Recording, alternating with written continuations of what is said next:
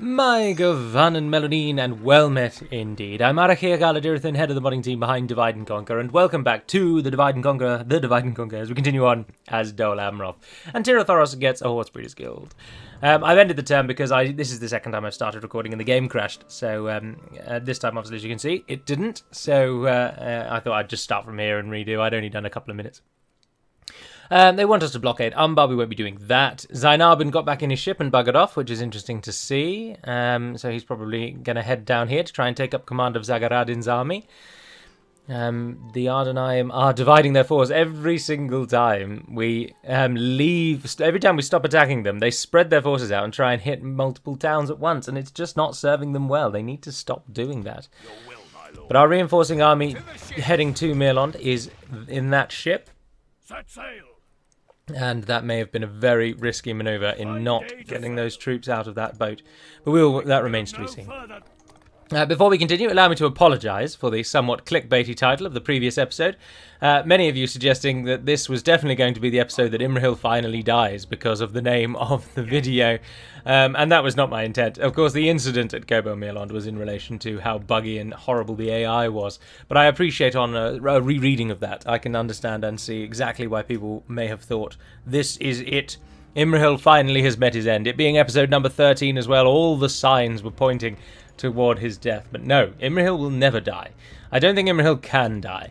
I'm sure that one of the Valar has reached down, well, not down, they're not above, are they? Has reached across the great ocean and has blessed him with unending life. For the trials and tribulations he's put himself through and come out on top seem to be almost uncountable now. Otherwise, Khand, of course, with their troubles, are up against it. I don't really want to ally to Khand, if I'm honest, because if we actually ally with them, although that is supposed to be what's happened, isn't it? And then that would also force them to stop going to war with Gondor, which they've currently done. And we quite like Gondor to try and stay alive, but I don't know where my diplomat is, actually. So after starting this episode by saying, I won't ally with them, I actually think I will try and ally with them and see if they'll take it. So let's move our diplomat over there. Cursor, stat. Move, what is your name, sir? You are Beragond the Gossip. I'm moving you to 359125. There we are.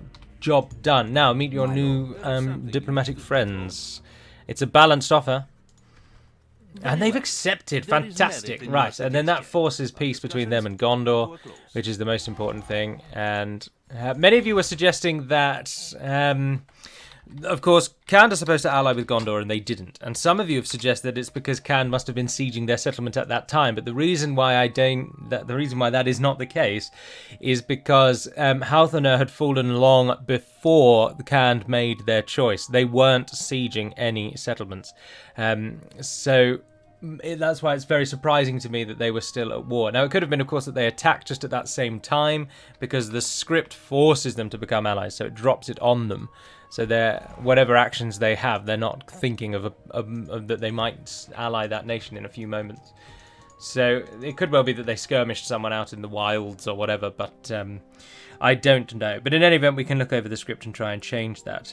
There's many things that I would like to be done for version 5, but chief amongst them, if I'm honest, is to try and restore some stability to the mod. We're having problems at the moment with version 5 with crashes, but we can't find the source of the crashes, which could very well, and rather disappointingly, just simply mean that DaC is now so large that it's reaching the bounds of the 4 GB limit, let alone the 2 GB limit. Which I wouldn't be surprised if that's the case, to be honest. It's a very old game. We've maxed out the regions. We've maxed out the unit count, essentially. We are shortly soon to max out the building count as well. We are packing the mod with so much stuff. And it's something eventually has to give, and I think something that will give would be the game crashing. Stirletsa has been retaken. Khand prides itself for its skill and lust for battle, 2 attributes proven to be true in the men of Khand this day. The enemy flees the city, terrified at the ferocity and lust of the Variags. The city belongs to Khand once more, and the enemy knows this day that they will not be silenced without a glorious battle. And a heavy death toll. The Variags live another day. Stirletsa, of course, fell in the script because the inhabitants rebelled. Angmar and the Doors of Ered Luin have gone to war, which is good to see, and we've got a couple of libraries. Also, the canned overview, of course, the canned faction lore video. I'm thinking about it a bit more. I probably should have done canned as close to the end of the run of these faction lore videos as possible, rather than near the beginning, because it is almost it is likely to be the shortest of all the videos that I have done, and that I will do. In thinking about it, in the actual video itself, I did mention that there might be some videos that are even shorter, but now since then I've been pondering that thought. And if I'm honest, I don't actually think there is a shorter video than canned. I think that will prove to be the shortest of all of those videos. So I should have waited until the end with that one, really, because when I listened to it back, personally, I didn't find that one all that enjoyable. But then I think that's because canned just doesn't have any information. We haven't really gone into huge detail about their backstory. Not even like the ancillaries and things like that. You can't even pull from them to find some inspiration for an interesting backstory. The faction is just, unfortunately, dull. From a more lore-y based perspective. Now what we're going to do here is, because we're losing money, is form this army up. Now that we're allied with Canned, we don't need to defend Vild and Calimate, so what we can do, and none of you are giving me free upkeep anyway, we'll move you into that army. We'll take the 3 units that you're about to train, or 2 units, because you're not going to be able to get the 3rd one. We'll take both of those with us, join to Captain Cordowan, and then Adrihil can head south. And if they do manage to take Istiost, he can gather together troops to retake that. As Imrahil the Bastion's army now ready to move on, what is that one called? Khaldoon. I know they've got a large army here, and I didn't really... I mean, we might as well move even more of those out, actually, let's be honest. There's no point sacrificing them for no reason in the town. I don't want to have to do another battle on there. I'd rather they club together and take me on the bridge, or I can attack them in the field. But sitting in the castle... and also they've got rubbish forces, and with Imrahil we want to be out in the field where our cavalry can shine, so that is what we will do. This is of course the last Dol Amroth episode for this week, and then we'll be back to Ered Luin, and then I don't know which faction lore video will be on Sunday. I haven't given it much thought at the moment, but I am looking forward to soon starting a new campaign, and I think that's because Ered Luin now we have actually completed all the aspects of the script, and I would like to play till, and ideally obviously I want to kill the Northern Dúnedain and Angmar, and that is my goal.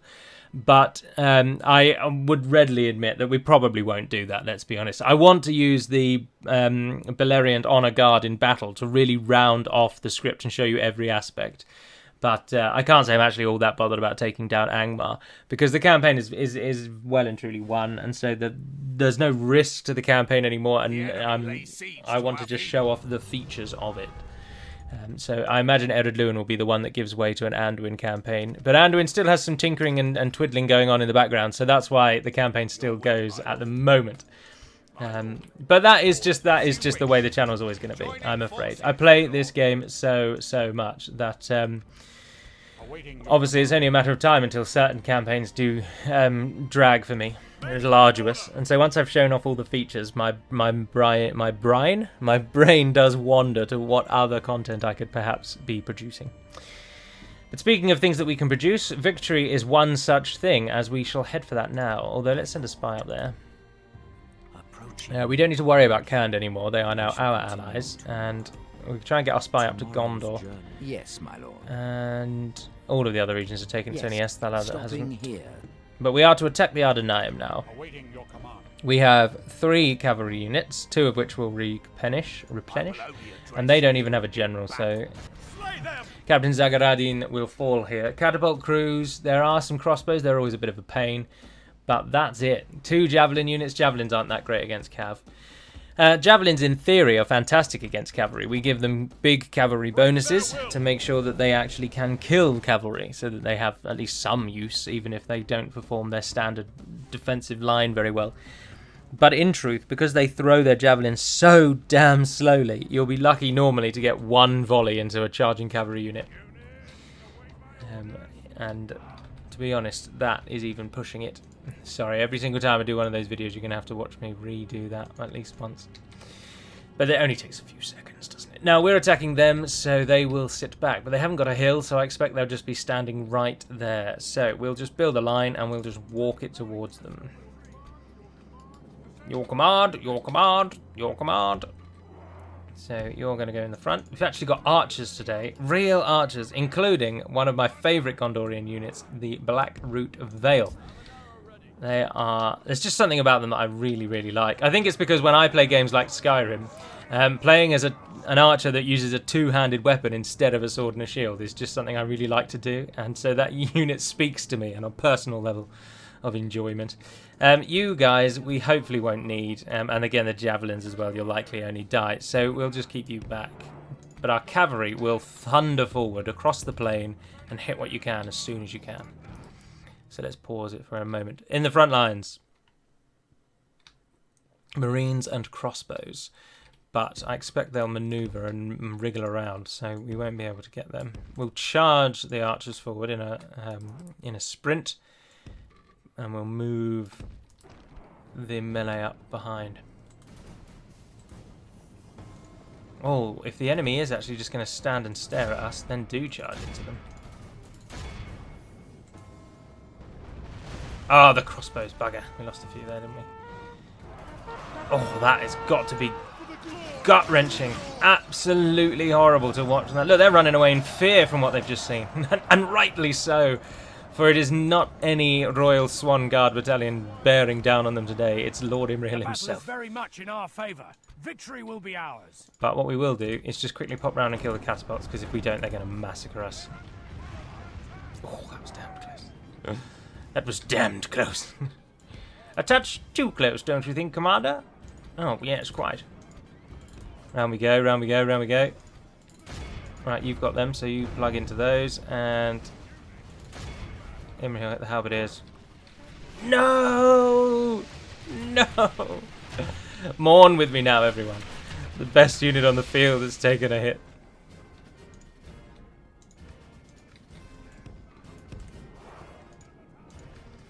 Pikes down. Archers, pull away, pull away, pull away. Squires, you can go for those Marines.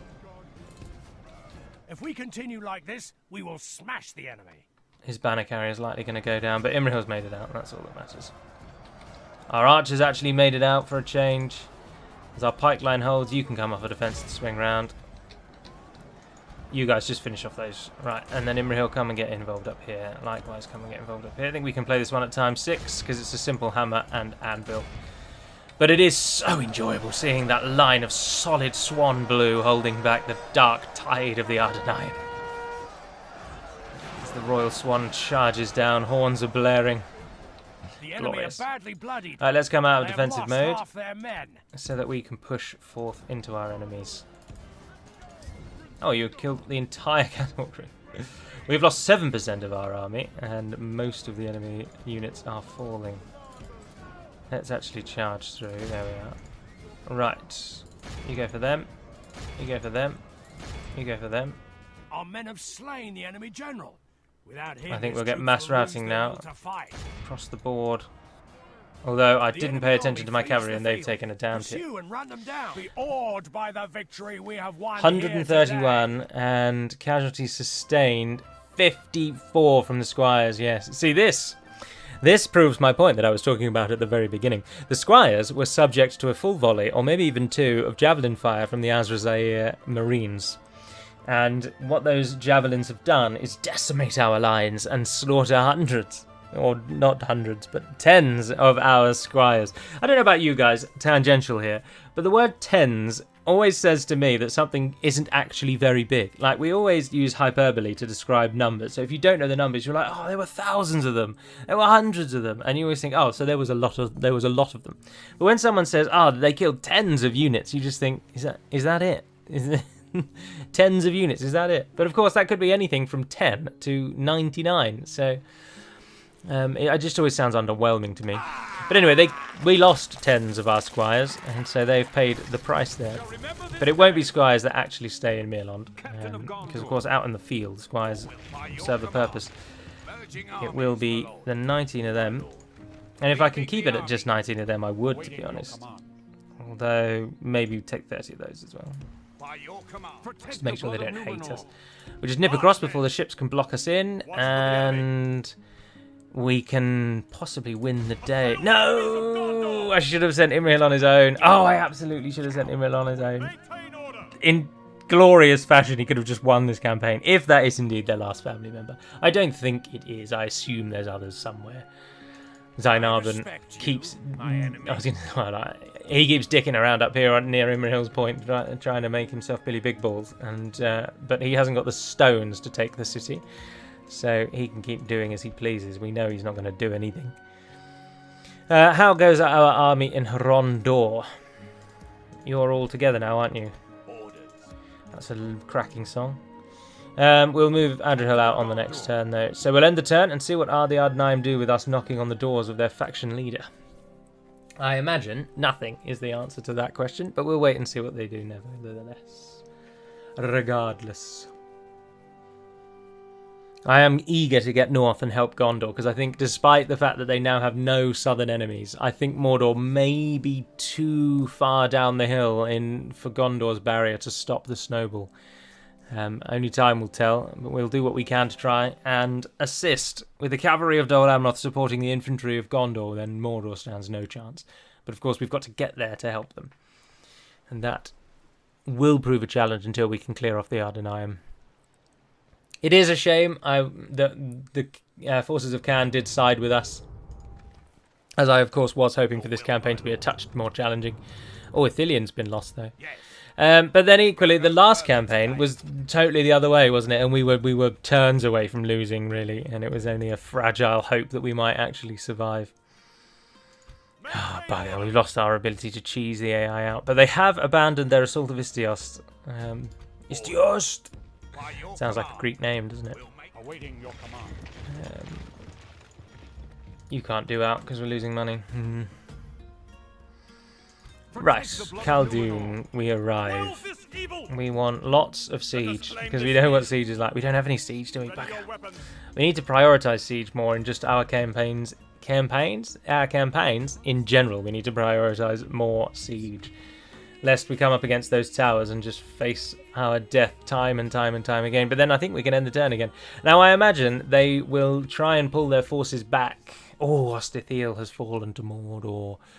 But Khan got Sturlutza Khan back very quickly. They lose more than just Sturlutza Khan, though. So when we don't have any indications that they've reconquered their other losses. But I should imagine that Mordor will now stretch into Khan from this position. And so we will border Mordor shortly, because I don't think Khan will have what it takes to fight Mordor on two fronts. But then the question really becomes, does Mordor have what it takes to fight on two fronts full stop? Because in that instance, it may well be that they don't.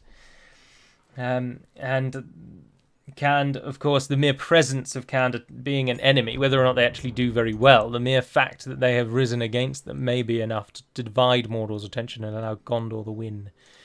But we shall see. I'm keen to get the Ardnaim killed off so that this naval whoring that they're doing can cease. Oh, they've abandoned Zainarben though, so he's not coming back this time. They've left him there to die. Did you just all witness that, by the way? Oh, it doesn't really make much sense. The people that post the inane suggestions are unlikely to see that. But did you see that the ship's movement only went to here, but actually it moved to here?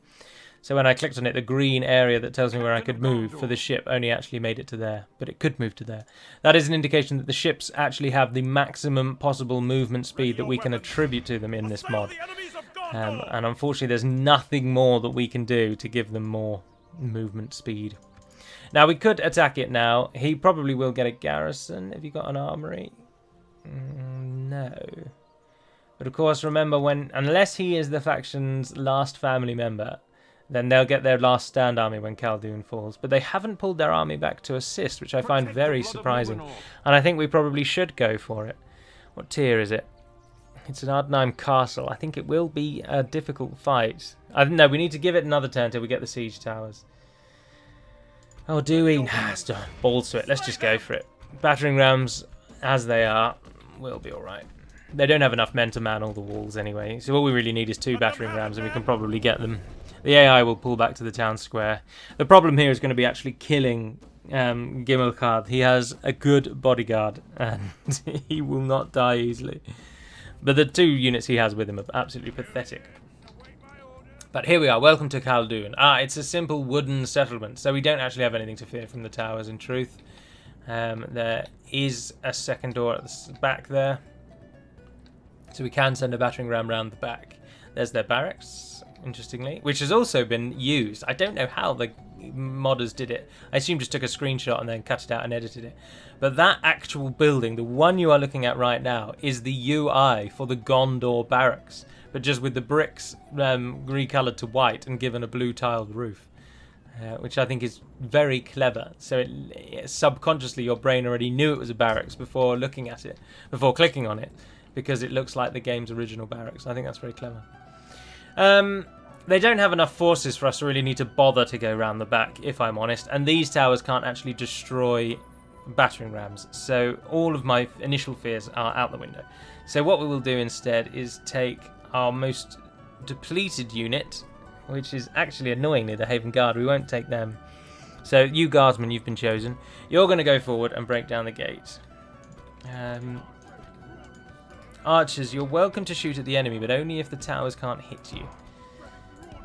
And then the Haven Guard are the best bet, really, to go in and do the killing. Pikes, not too bad, but they do tend to suffer. Send the Amphalas and the Haven. I think that should be enough.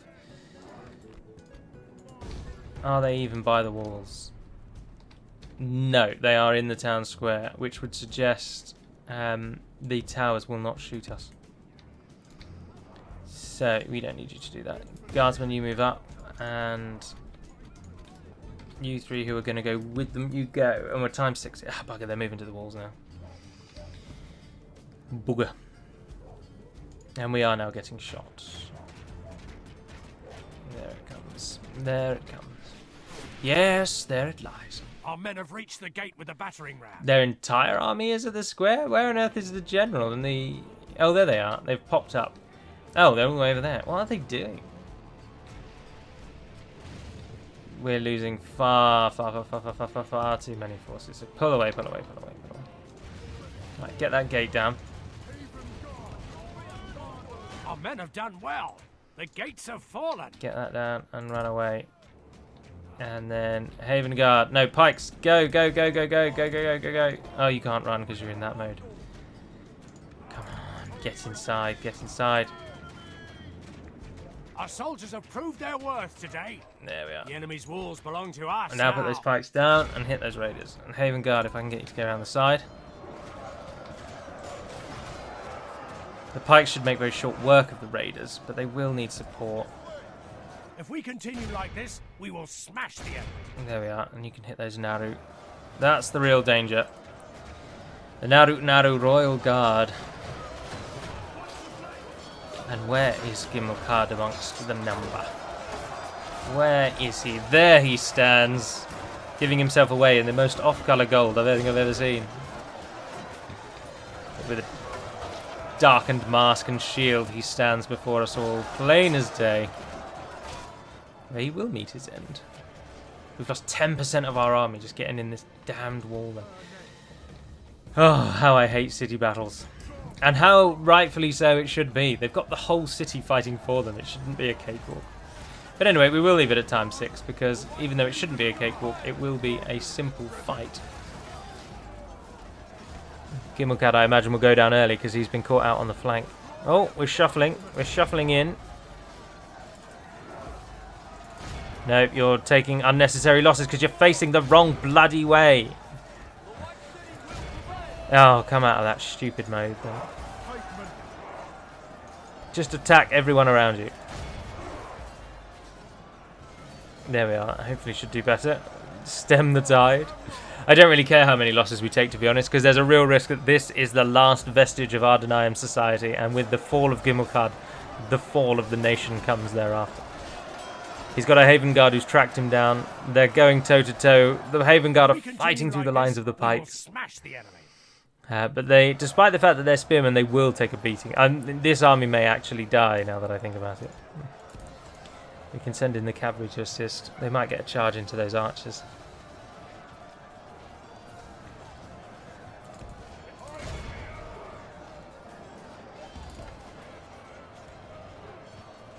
Stand as you are. Lances down. They're not taking the lances down until like the last possible minute. But your lances down first. Like this, we will smash the enemy.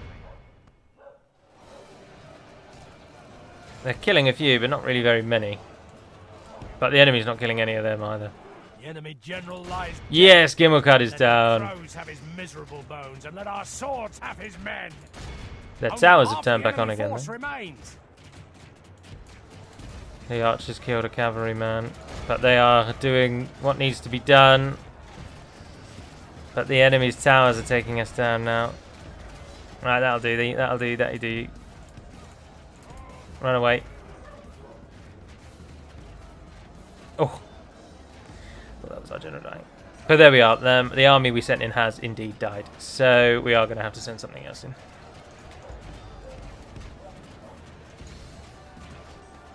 Absolutely bloody ridiculous.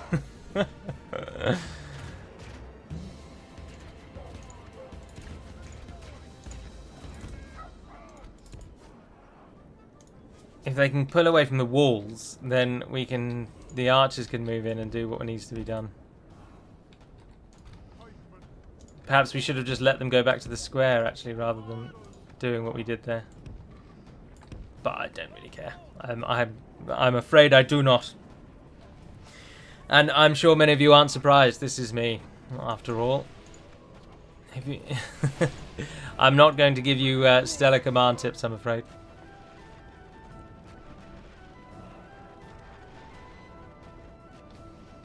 Right, here he comes. This time the pike wall is in the position it's supposed to be in. Gimmelcut died, but that only increased their fury for some reason. Oh, and the towers have turned back on because they moved further back. So run away. In our favor. Victory will be ours. Come out of that so that you start forcing them back. 70 ticks down. Our numbers hold. See, this is the prime pike usage. It doesn't really matter what you're up against. If you're facing pikes where their flanks are this protected, you are really going to struggle. If we continue like this, we will smash the enemy. And so, yeah, perhaps I should have waited and seen them. I thought we could probably beat them to that road, but we couldn't. We couldn't. This is what I was envisioning. We've lost hardly any men at all, and they are just ticking down. I think we're closing in on maybe 10 or 15 losses. Most of the deaths, of course, are coming from the towers, not from these. The blood-stained forces of the Ardenheim fall. We'll have to wait till the battle's end to find if we've really beaten them or not. If we have, of course, we'll mop up Umbar, and then we will... Oh, gods above, I don't know, actually. Because once the Ardenheim fall, and now that we're allied to Khand, yeah, we'll go and claim back Gondor's heartlands, but I'm not going to defeat Mordor or anything like that. We'll fight a couple of times against Mordor, secure the lands around Gondor, and call it a day thereafter. So there is a chance that this one will actually end sooner than the Ered Luin one.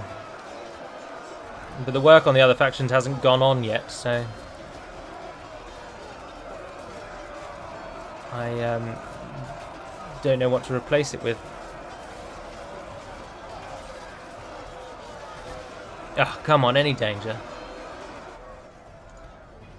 There's no other way in, is there? Oh, there's that side entrance, actually.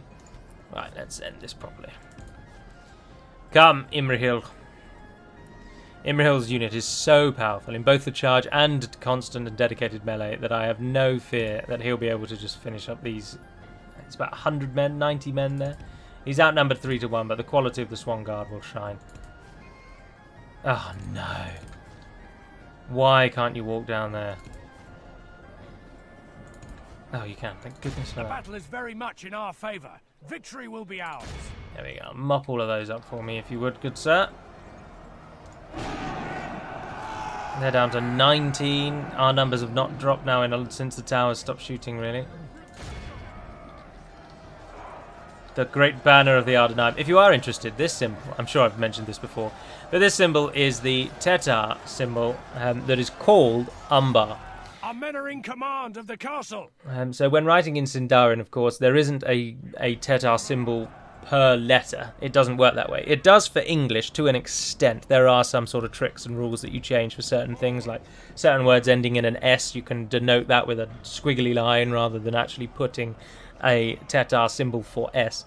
But when writing in Sindarin, there is not a direct quota. There's not a this symbol means K, this symbol means P. The symbols are all done on sounds, or when writing in the Tetar, in Tengwa, sorry, then it's all done on sounds.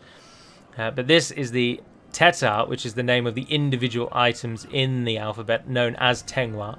That's the Tetar called Umbar. And that's why it's used. Although, in truth, it is wholly anachronistic to be using it for the Ardenaim, because they are a nation we've given the story as being not linked to the elves in any way. And of course, the actual Dark Numenorians are famous for shirking off the connection to the elves. That's almost the entire... if that's the only thing that you are to take away from Dark Numenorians, is that they go against the elves. That is kind of their main chief point. Oh, I just unpaused it. I didn't know you could do that. We lost a lot more than I was hoping for, but we may have just won. So yeah, the Umbar symbol really should be updated, but it's so closely tied to the faction of Umbar, and I'm fairly certain that it's used... No, actually, no. I don't know if it is used as by Tolkien himself to denote the peoples of Umbar. I wouldn't be surprised if it was, because it's another way to get his language out there, to broaden the not scope, but advertise the language better. Right, here we go.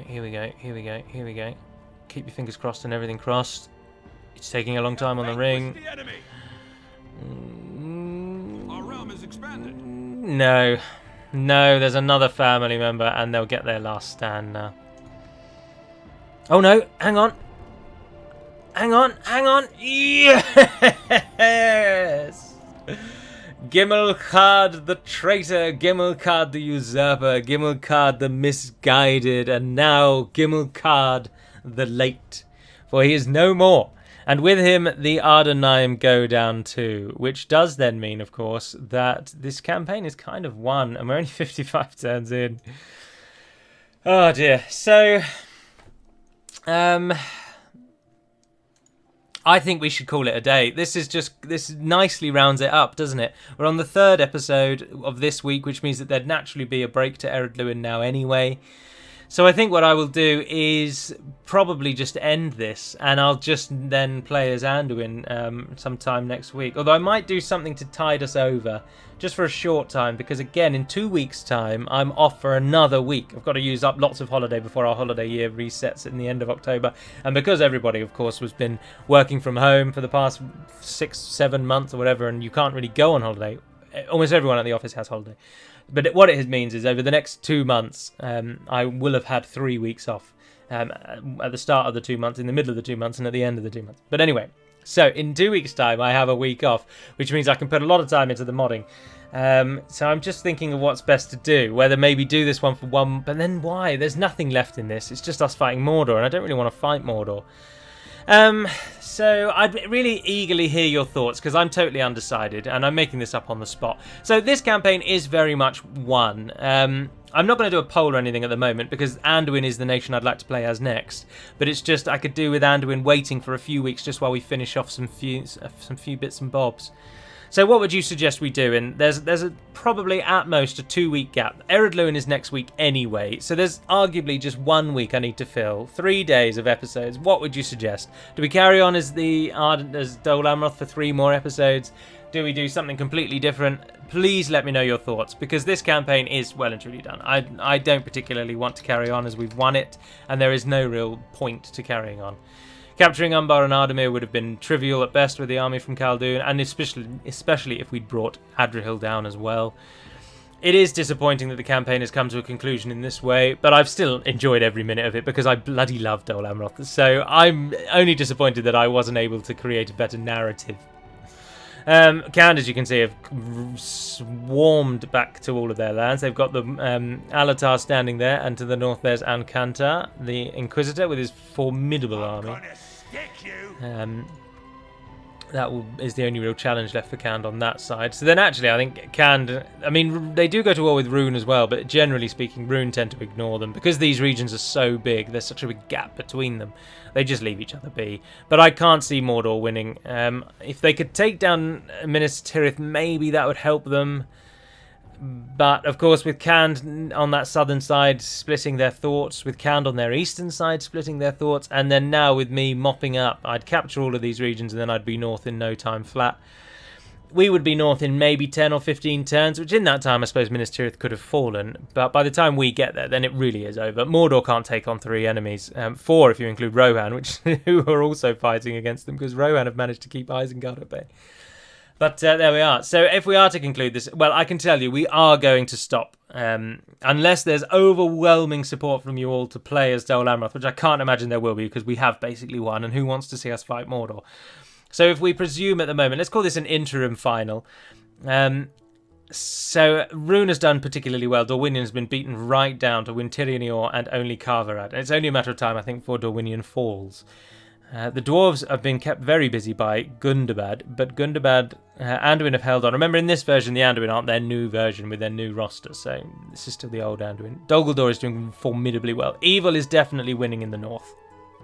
Dol Guldur and Rune of that size at this time is a snowball that's not going to change, that can't be stopped. I'm surprised Isengard hasn't managed to break through Rohan, but they have taken Londangren and divided Enid Wythe, so their attention at the moment's on Enid Wythe, which means Dunland will be able to best Enid Wythe, because a divided Enid Wythe is a fallen one.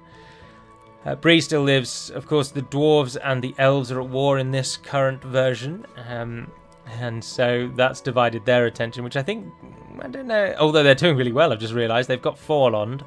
They've got an army actually in Mithlond. They haven't taken Mithlond, but they have an army in the Greyhavens region. But over on the east, though, the High Elves still hold Imladris and Camath Bryn, and I should imagine Zagkala might follow suit, because Moria have been beaten down to very little indeed. Khazad-dûm has taken both Khazad-dûms, which is quite rare, actually. But this is, I think, in Eriador, good. Well, yeah, it depends if you call Dunland and Enidwaith good, don't you? But it's a good balance across the map I'm seeing here. It's nice to see Rune and Dol Guldur powerful. It's a shame Dorwinion had to be defeated for that, but that's just the way of it. Dale will take on Dol Guldur. They've got Erin Runen already. They've got a foothold across the river. Lothlorien are going down, but Rohan, obviously in this, it's knock-on effects, isn't it? Rohan will survive. If we actually played this out, Rohan would survive because we would come back and save Mordor.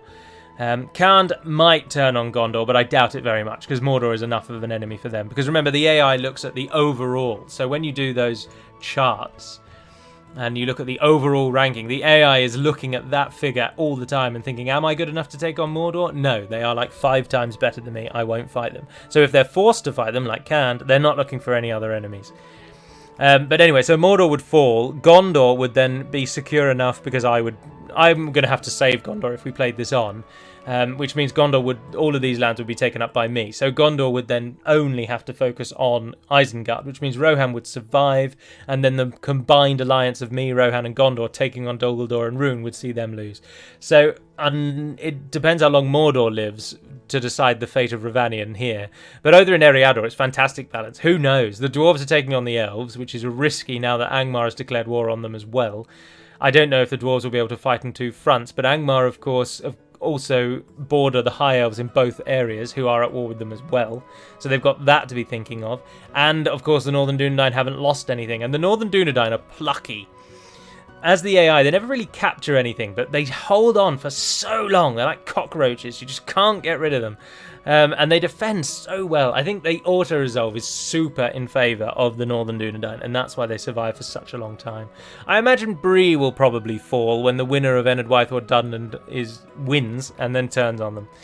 But it's been an interesting game world, and it has been interesting to at least show the ridiculously stark differences between the 2 Dol Amroth campaigns. On the one hand, the campaign can be so hard that you are just absolutely pulling your hair out. You're slowly retreating through Horondor. You'll find yourself defending at Linhir thinking, no, this is fine, when in truth you know it's over. Or it can be like this, where at turn 55 you've won the game. And if I'm honest, it is entirely dependent on Khand.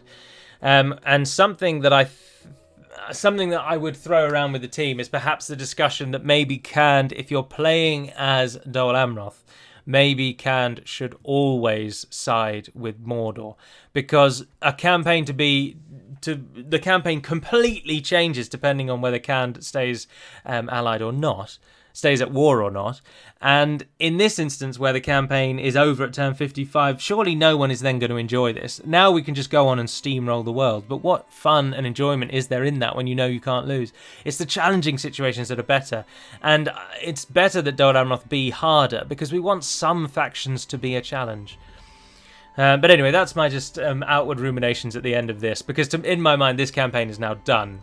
And I would happily now move on to something else. But as I say, please let me know your thoughts. Next week will be Ered Luin, but what should follow after that? Because ideally I'd need Dol Amroth to start the week after that. So I suppose in theory we could just have 6 Ered Luin episodes, but I think that would just be a bit dull. So what would you suggest we do? But until we speak again and I can read through your thoughts, please do let me know just if you've enjoyed this. And what sorts of things you'd like to see anyway. But please do let me know. And also, if you are at this point and you're thinking, yes, I will comment, do please just have a read through the comments. And if someone says something that you agree with, then just like it. And then when I'm looking through and a certain suggestion has 54 likes, for example, I know that that's a very popular idea. Whereas if 2 people... if you all commented that instead, it's difficult. It's harder to gauge the like from just seeing the same thing written, because you're not keeping a mental tally in your head of how many times it's been written.